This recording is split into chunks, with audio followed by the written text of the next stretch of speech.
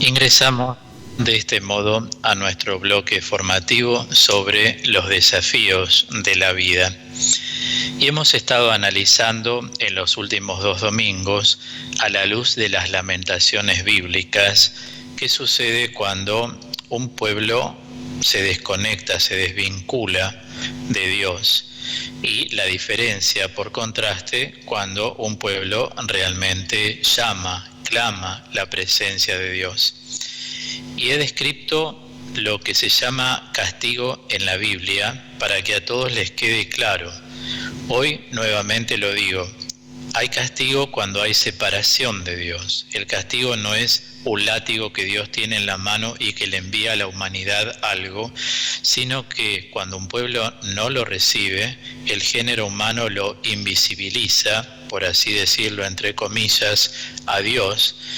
Entonces Dios se separa, porque si hay algo que Dios no ha hecho en toda la historia es avasallar la libertad del hombre.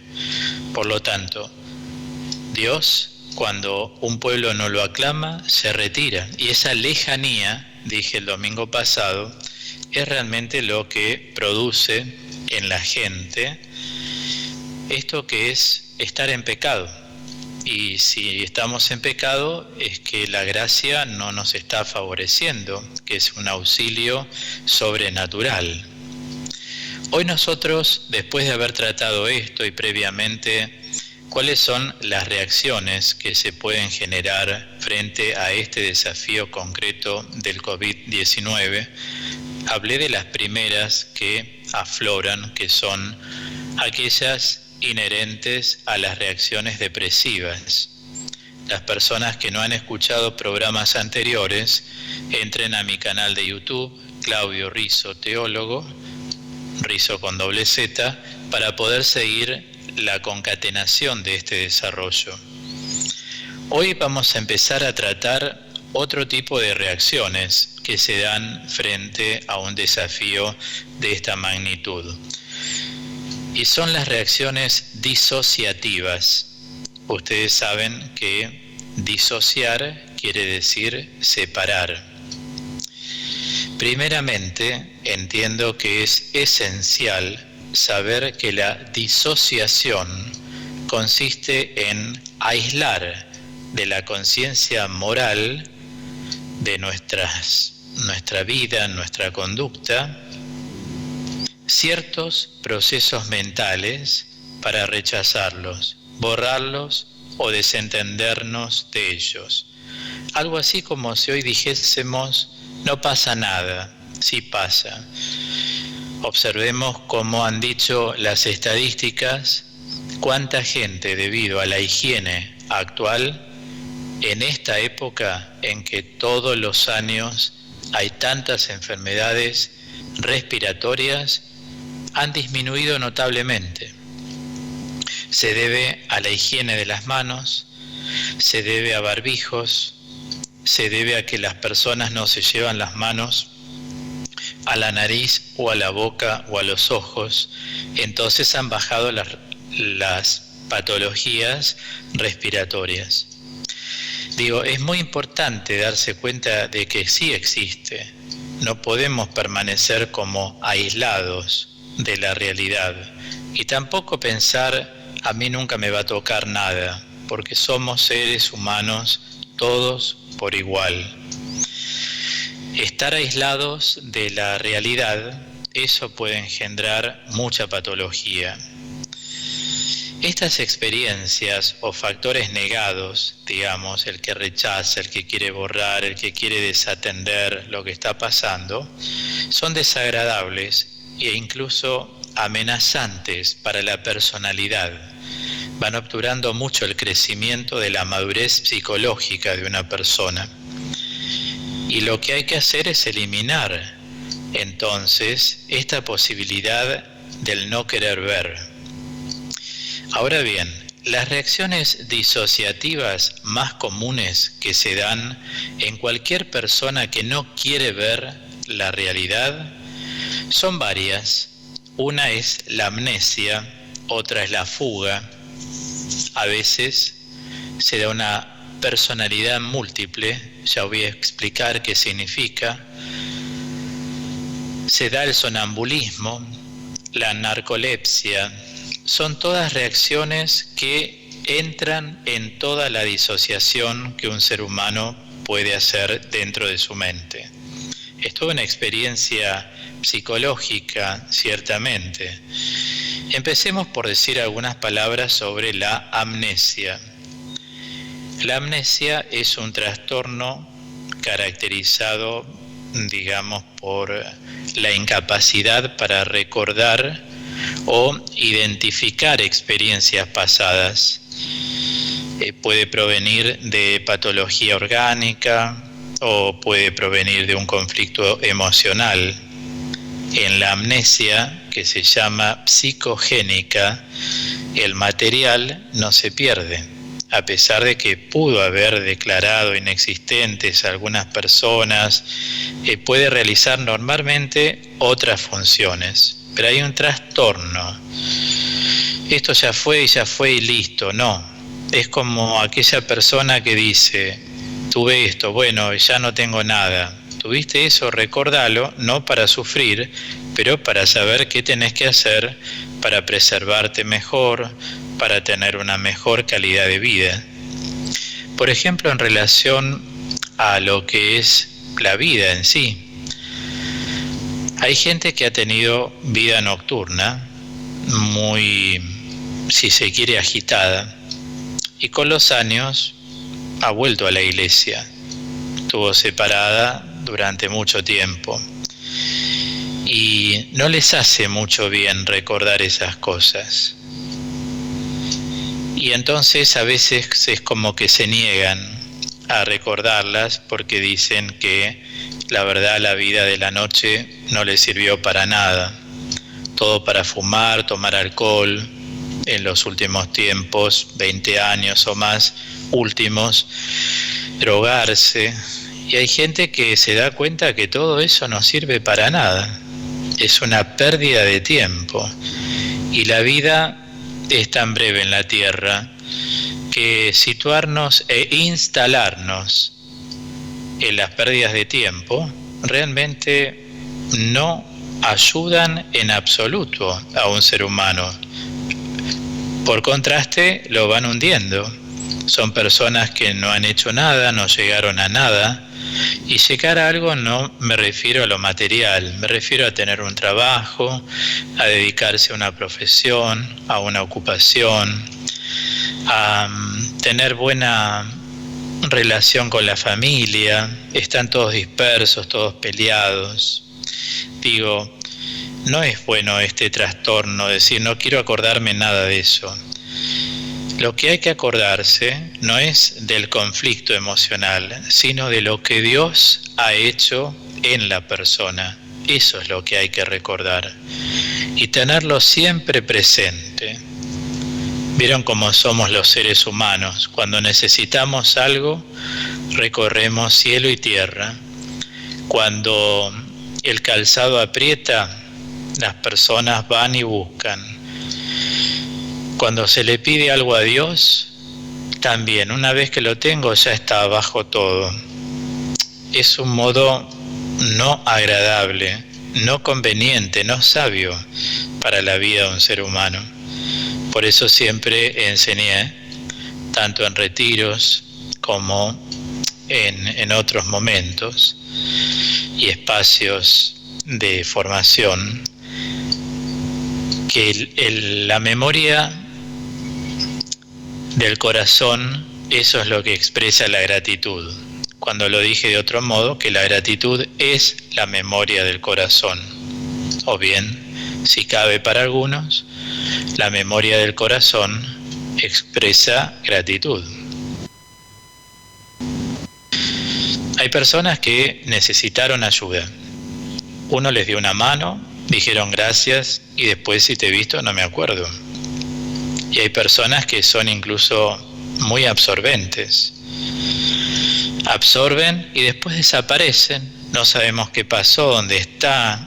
No se encargaron de decir, avísenle que estoy en tal lado, que me mudé, que viajé, que me casé, que tengo otro tipo de vida. Hay una gran tendencia en el ser humano a recibir, que me den, yo quiero recibir. Pero también cabe la pregunta, para mantener una armonía, una cierta coherencia en el psiquismo, ¿qué es lo que yo doy? ¿Mi vida se trata de que me den o yo también puedo dar y no doy? En general es un facilismo, que me den todo, pero yo no aporto nada. Y algunas personas incluso hacen demasiadas aclaraciones, ¿no? Como dijo un periodista, no aclares que oscurece. Digo, la vida es así, en general el ser humano tiende a querer recibir, no a dar. Dar ya es una superación del ego. El culto al ego está siempre latente. Consiste en primero yo y después todos los demás. Pueden ser hijos, padres, amigos, hermanos de comunidad. Primero yo.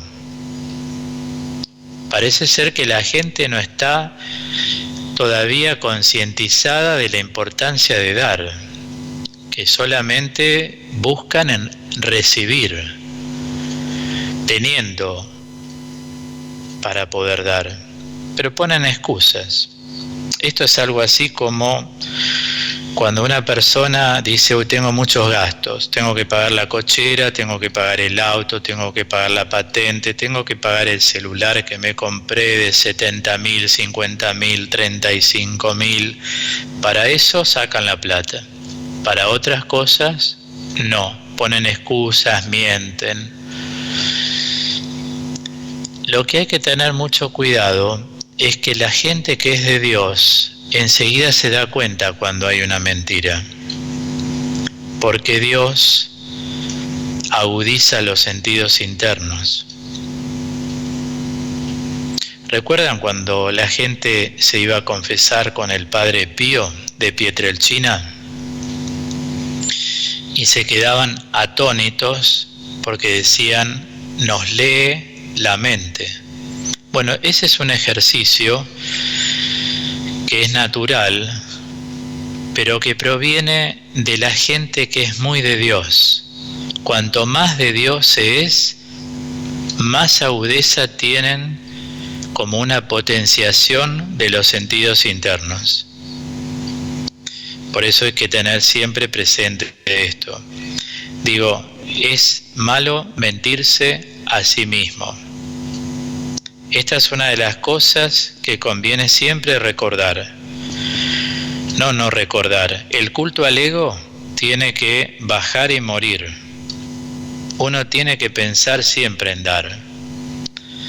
Y todos los que pasamos una cierta edad, supongamos los 50 años, y hemos construido algo en la vida, siempre sepamos que podemos dar. A veces las excusas son muy variadas, pero siempre se puede dar.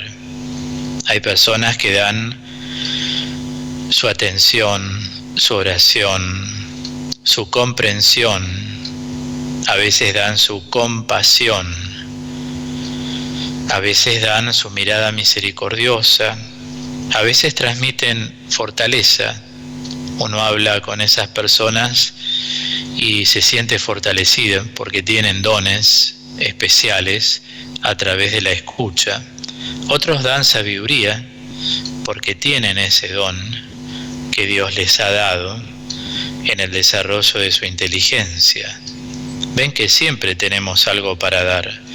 Otros dan amabilidad, otros dan bondad, otras personas son generosas. No hay tantas, pero algunas son generosas. Por eso a veces dicen, los que más tienen son los que menos ayudan. Eso es algo que data de siglos y siglos. Por eso tanta injusticia social a lo largo de los años. Un día una señora, recuerdo, me dice, yo soy de la parroquia tal, el padre tal quiere hacer una santería. Dice, y pidió ayuda. Y yo no sé si ayudar. Mi pregunta, ¿cuál fue? ¿Podés? Sí, puedo. ¿Y entonces? ¿Qué es lo que te detiene? Tenés que tener el recuerdo de que si podés, es porque Dios te dio con qué. Pero hay personas que a lo mejor, si un sacerdote de la parroquia quiere hacer una santería, no ayudan ahí, van y ayudan en otro lado, en vez de ayudar del lugar que reciben, porque uno tiene que ayudar a aquellos de quienes recibe. Es como desinteligente, algo así como si dijese, esta tía no ayuda a la sobrina, pero ayuda a la hija de una vecina que vive no sé por dónde. ¿Y qué, le hizo algo la sobrina? No. Pero ayuda a la otra en vez de ayudar a ella. Uno siempre tiene que ayudar o colaborar con quienes recibe algo, no con el vecino de al lado.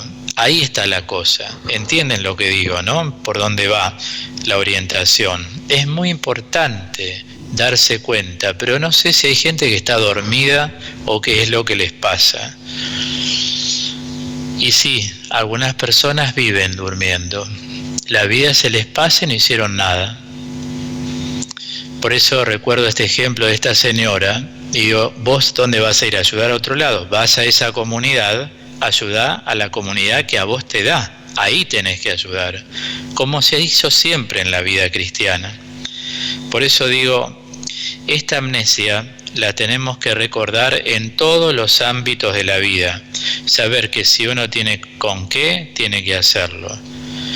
Si uno dispone, tiene que hacerlo. Hay gente que es incapaz de tocar un ahorro, que es incapaz de tocar algo para ayudar. Ayudan si les sobra, si no, no lo hacen. Pero bueno, va a haber un juicio final. En el juicio, Dios ejecuta sus acciones. Dios es amor, pero no se lo puede engañar al gran amor que es Dios. A Dios nadie lo puede engañar. Es decir, ¿qué hiciste con lo que yo te di? Hiciste el culto al ego, pensaste solamente en vos y no das nada. Es como si yo dijera en tiempos de pandemia, no pago el programa, porque no estoy trabajando como trabajo siempre. Si yo no pago el programa, no puedo estar al aire como productor y conductor del programa acompañándote. Pero lo estoy haciendo porque sé que con mis esfuerzos, este es el momento de estar más unidos a toda la gente como estuve siempre. Pero se torna más duro, más pesado. Pasamos entonces ahora a otra reacción disociativa. Me refiero a la fuga. La persona puede abandonar un hogar, una familia, e ir a parar a una ciudad lejana. Allá puede desenvolver su vida normalmente, en apariencia, hasta que de pronto descubre que se halla en sitio extraño y no tiene idea de cuántas semanas, meses o aún años habrán pasado desde el comienzo de su estado de fuga.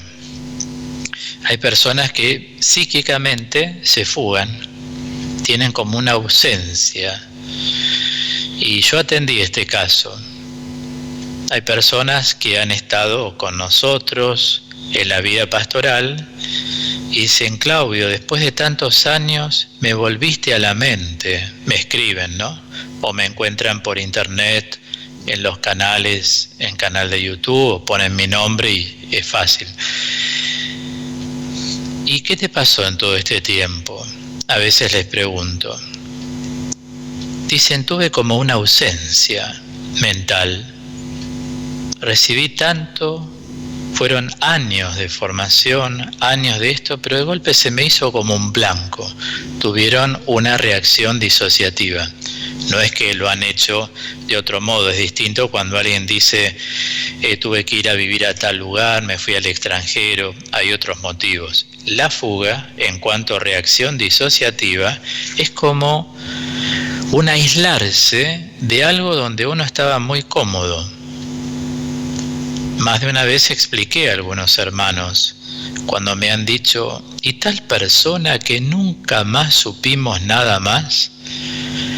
Cuando yo tengo un conocimiento de ciertas personas y de sus características y sus conductas a nivel comunitario, me puedo dar cuenta si tienen una tendencia, al menos, a esta reacción disociativa.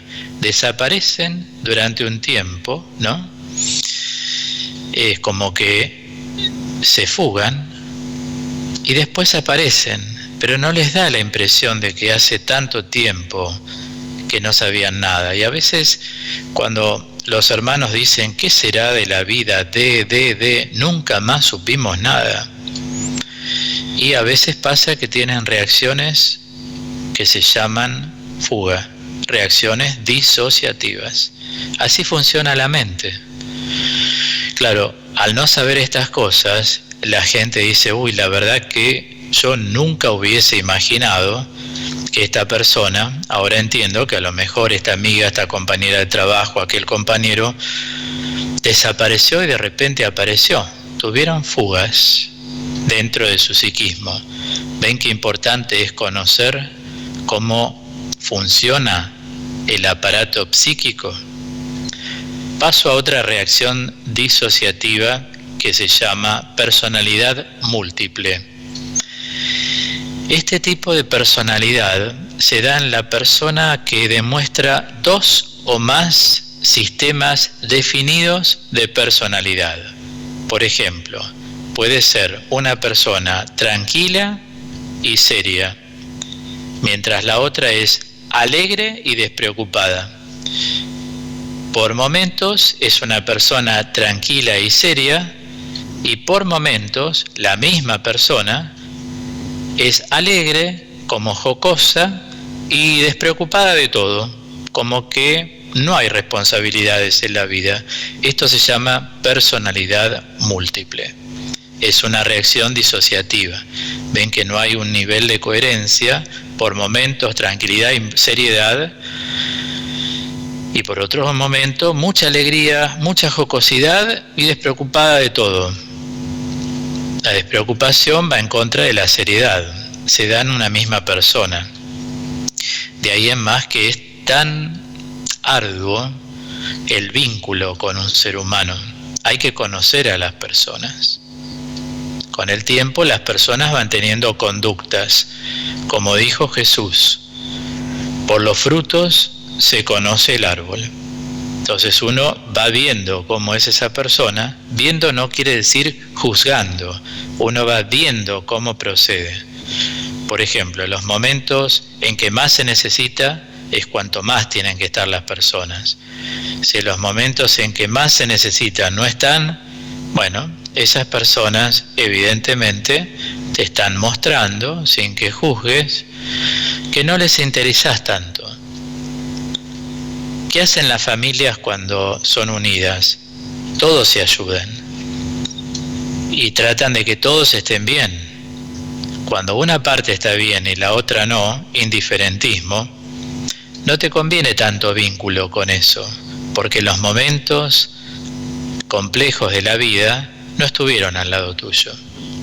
Digamos así, ¿no? Hay gente que hay fiesta, vamos, hay cumpleaños, vamos. Pero en los momentos serios de la vida no saben estar al lado tuyo. Se escabullen, viajan, dicen que están ocupados, desaparecen, que tienen muchas responsabilidades, que ahora no pueden esto, no pueden lo otro. Justamente donde más se evidencia quién es quién es en los momentos complejos de la vida. Le he dicho a algunas personas, bueno, muchas en realidad, a lo largo de los años llevo 43 años de evangelización. Entonces son muchos años y he conocido tanta gente, tanta, pero he podido estar al lado de la gente cuando estaba mal o peor. Después los libero, porque para qué animar o dar una palabra de orientación si ya están bien. Hay otros que están pasándola de otra manera. Pero en el momento que estuvieron mal, ahí yo estuve. Y hay varios de los que me están escuchando que saben que en los momentos en que ellos estuvieron mal, yo estuve al lado de ellos.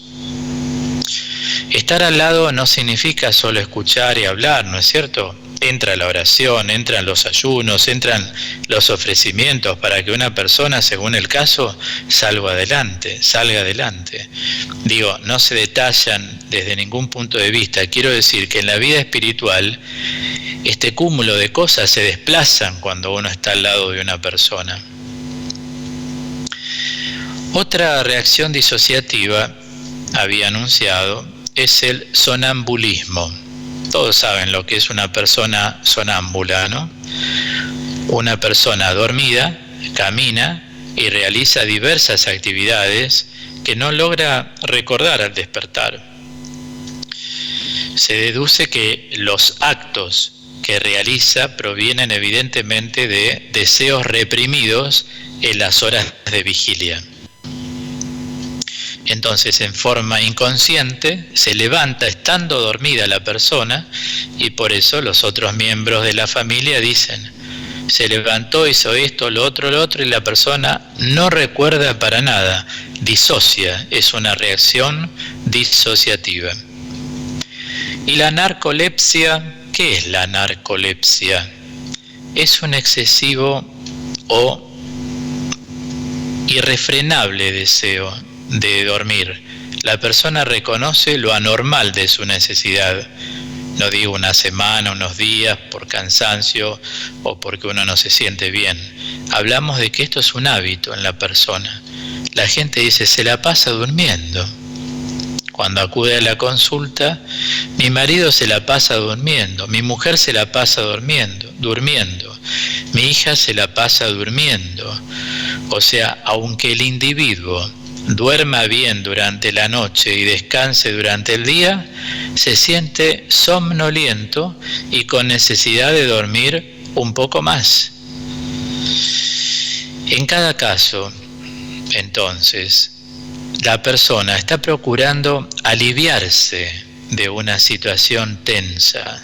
Todo esto es alivio de una situación tensa. Es incapaz de aceptar su personalidad y modos de reaccionar en cuanto a las experiencias de la vida. Pero por los frutos, repito, se conoce el árbol. Todo se tiene que reencaminar. El proceso de conversión permite que una persona vaya reencaminando toda su vida, porque hay una transformación en el modo de pensar. Ahí es donde viene la morfosis. La palabra morfosis deriva del verbo griego morfoo, que quiere decir transformar. La conversión es una metamorfosis. Uno hace un cambio de pensamiento, no es que sea distinto de lo que pensaba, solo de algún modo. Sucede que van incorporándose al psiquismo nuevos elementos que ayudan a desarrollar la mente de otra manera, y por eso uno se va convirtiendo y va volviendo a uno las ganas de, los proyectos, el ser servicial. Todo esto es fruto de la conversión en una persona. Saben que en la terapia convencional, cuando alguien tiene reacciones disociativas, el tratamiento se orienta en hacerle sacar a la conciencia de la persona todas sus experiencias reprimidas. O sea, todo lo que se reprime es lo que no se puede o no se quiere asumir. Pero, como enseña San Ireneo en el siglo II, lo que no es asumido no es redimido. Hay un factor detonante, diría, y es no aceptar aspectos de su personalidad demasiado amenazantes y angustiosos. Si uno los tiene que aceptar, porque hay que asumir para transformar. De no asumir, estos aspectos amenazantes y angustiosos de la personalidad, no se puede transformar. Es el primer paso, o sea, sería la ecuación así: asumir para transformar. Por lo tanto, conforme vaya alcanzando la madurez espiritual y reconozca la persona al Dios perdonador, misericordioso, será más simple aprender a aceptarse y a vencer la tendencia a reprimir, a disociar ciertos aspectos de su personalidad. La imagen de Dios, insisto, es fundamental. Tiene que hacer un proceso de conversión que ayuda a esa madurez espiritual, reconociendo que Dios me acepta como soy y me invita a estos cambios. Porque aceptarme como soy no es que me acepta y Dios admite que yo siga siendo como soy, sino que Dios lo que quiere es que yo incorpore estos elementos que el mismo Dios nos da en el Evangelio, en su enseñanza a través de Jesucristo el Señor, y a medida que incorporo, ahí sí empezamos a aceptarnos. No olvidemos que tenemos que desasnarnos, o sea, salir de la ignorancia, como dice San Pablo, y entrar en lo que él llama en griego nipsis. La nipsis es la sobriedad o seriedad de las cosas de Dios. Es decir, con respeto lo digo, una cosa es hacerse la señal de la cruz y uno dice yo soy creyente, y otra cosa es anonadarse en la presencia de Dios, tomar plena conciencia de la diferencia que hay entre Dios y uno, como le decía Santa Catalina de Siena: tú eres el todo, yo soy la nada, pero verdadera, ¿no? O sea, no palabrerío, sino tener esa experiencia interior de que esto es así. Descomprimamos el superego, tratemos de ver el culto al ego como está: primero yo, siempre yo, eternamente yo, o puedo ser yo con otros, soy capaz de ser yo con otros. Dar hasta que duela, decía la Madre Teresa de Calcuta. Cuando uno no da amor hasta que duela, tolerancia hasta que duela, dinero si es necesario hasta que duela, hasta que no duele, no hay una verdadera caridad. Por eso hoy también la consigna que les di para el contestador de los oyentes es: ¿qué entendés por caridad? Para tratar de ir acrisolando este concepto en esta coparticipación que hacen los oyentes conmigo. Bien, entonces vamos a ir ya cerrando el bloque de hoy de los desafíos de la vida, en este caso frente al COVID, como vamos viviendo este tiempo de cuarentena, sabiendo que hay personas impropiamente que aceptan prohibiciones, aceptan desprecios que otras les incluyeron en sus vidas. Cuando una persona tiene vulnerabilizado su sistema inmunológico, es más proclive a tener enfermedades más frecuentemente. Del mismo modo, si una persona tiene una autoestima baja, o sea, tiene infravaloración a través de desprecios, prohibiciones, a través de burlas, a través de ironías, recuerden que si la estima está baja, hay más tendencia a hundirse más. De ahí la necesidad del equilibrio. Decimos, si el azúcar en sangre no es la correcta, hay problemas. Si la presión no está regulada, hay problemas. Si estamos con sobrepeso, hay problemas. Si somos muy flacos, hay problemas. Si las defensas están bajas, hay más tendencia a asumir enfermedades. En el orden psicoafectivo sucede lo mismo. Si la persona está bajoneada, tiene la posibilidad de caerse. Por eso, sí o sí, hay que seguir lo que enseña San Pablo en la carta a los romanos. Que cada uno tenga una estima razonable de sí mismo. O sea, ocupémonos de la capacidad de recibir, merecer y de dar, ya que la autoestima es un sentimiento personal de confianza en las propias capacidades de recibir, de merecer y de dar afecto, amor. Es muy importante tener esta capacidad. Entonces, asumimos para transformar, desliguemos por la fe en Jesucristo cosas que acarreamos sin haberlas aceptado voluntariamente. Estamos formándonos para ello. Y le pedimos con el salmista: ayúdame, Señor Dios mío, sálvame por tu misericordia, para que sepan que aquí está tu mano y que tú, Señor, has hecho esto. No importa que ellos maldigan, con tal que tú me bendigas. Eso es lo que tenemos que esperar siempre, la bendición de Dios. Ahora colaboremos en el proceso de conversión. Si esta formación llega a nuestras vidas, esto es un rocío de bendiciones que va cayendo en el alma de cada uno de mis oyentes.